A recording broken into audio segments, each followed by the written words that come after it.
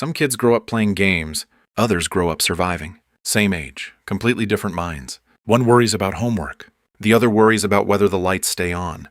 And here's the uncomfortable truth. The second child often becomes mentally stronger. Faster, sharper, but also more damaged. Most people think childhood trauma just hurts you. Wrong. It rewires you completely. And by the end of this, you'll understand exactly how. Chapter 1. Forced awareness. Most kids live in a bubble. Safe, predictable. They don't think about consequences. They don't need to. But a child who grows up too fast? They notice everything. Tone of voice, footsteps, silence that feels wrong. Psychologists call this hypervigilance. A study from the University of Wisconsin found that children exposed to unstable environments develop heightened threat detection systems. Translation: their brain is always scanning, always alert. Most people think this is anxiety. Wrong. It's adaptation. Average kids react. These kids predict. They read people like books. They walk into a room and instantly feel tension. But here's the problem, though. Constant awareness drains you. Your brain never rests. You're always on. And that leads to the second shift. Chapter 2. Emotional compression. Most people express emotions freely. Sad, cry, angry, yell. But a child who grows up too fast learns something dangerous. Emotion is not safe, so they compress it. Psychologist James Gross studied emotional regulation and found that suppression increases internal stress while reducing outward expression. In simple terms, you look calm, inside chaos. Most people think these kids are mature. Wrong, they're controlled. Big difference. They don't overreact. They don't complain. They solve problems quietly. Why? Because they had to.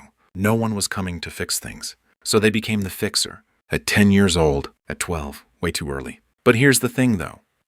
When you suppress emotions long enough, you forget how to feel them properly. You don't just hide pain. You lose access to joy. Chapter 3. Accelerated independence. Most people grow into responsibility. Slowly. These kids, they're thrown into it. Instantly. Cooking, handling conflict. Managing adults' emotions. Yes, adults. Psychologists call this parentification. A 2013 study in the Journal of Family Psychology found that children forced into adult roles develop higher competence, but also higher long-term stress and identity confusion. Most people think responsibility builds character. Wrong. Too much, too early, distorts identity. These kids become hyper-capable. They can handle pressure. They can make decisions fast. They outperform others in crisis. It's almost unfair, but here's the trade-off.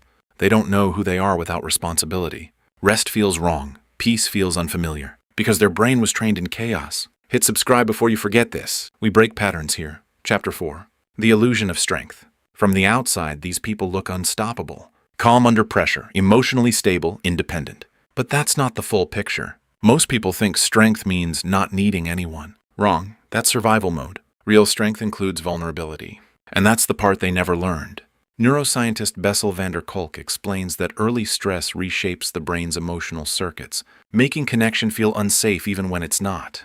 So what happens? They build walls. Not because they want to, because they had to.